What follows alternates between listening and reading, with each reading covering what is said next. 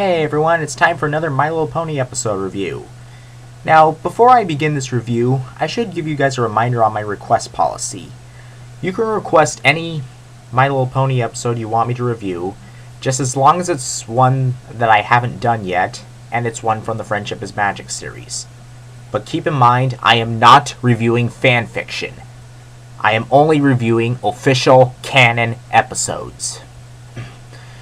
The reason why I'm saying this is because Bab Clayman1 recently asked me to review the My Little Pony fanfic conversion bureau, and that goes against my policy.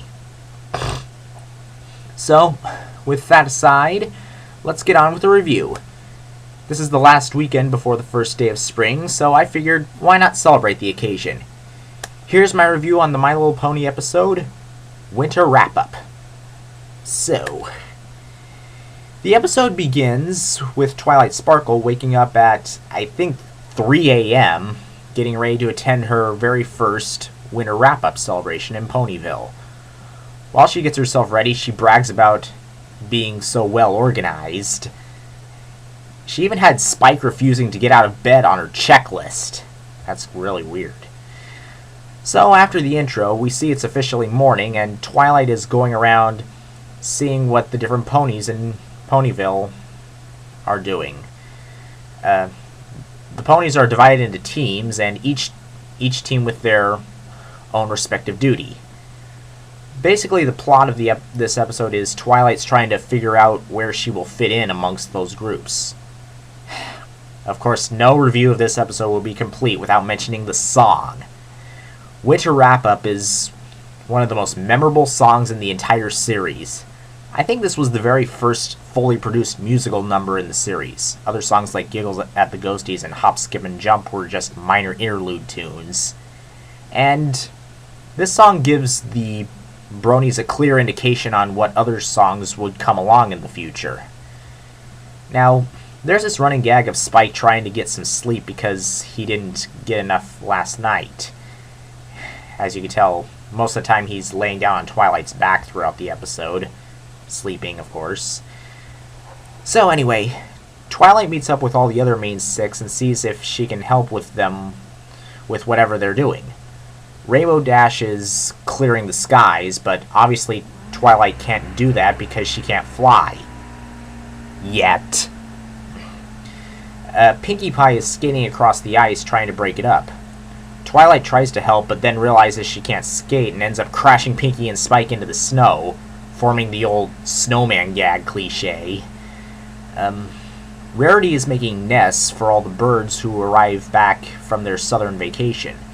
Twilight tries it, but makes a mess. Fluttershy is waking up all the animals that are hibernating. Twilight decides to give it a go, but winds up waking up rattlesnakes, bats, bees, and skunks, thus resulting her into taking a tomato juice bath. So then finally Twilight decides to help Applejack, whose team is plowing the snow. Twilight decides to use her magic to help her move the plower since it's too heavy for her, but she ends up losing control of it and crashing. Thinking she's a failure and doesn't fit in with anyone, Twilight decides to call it quits. At this point, the mayor of Ponyville has begun a lecture with all the ponies because they're all behind in their work. It's not because of Twilight, you know, but it's something that they've had a habit of doing year after year. In this scene, one of the Pegasi mentions a pony named Ditsy Doo, which caused a lot of debate whether or not they were talking about Derpy Hooves. But anyway, Spike and Twilight discover that the ponies' problem is that they're disorganized.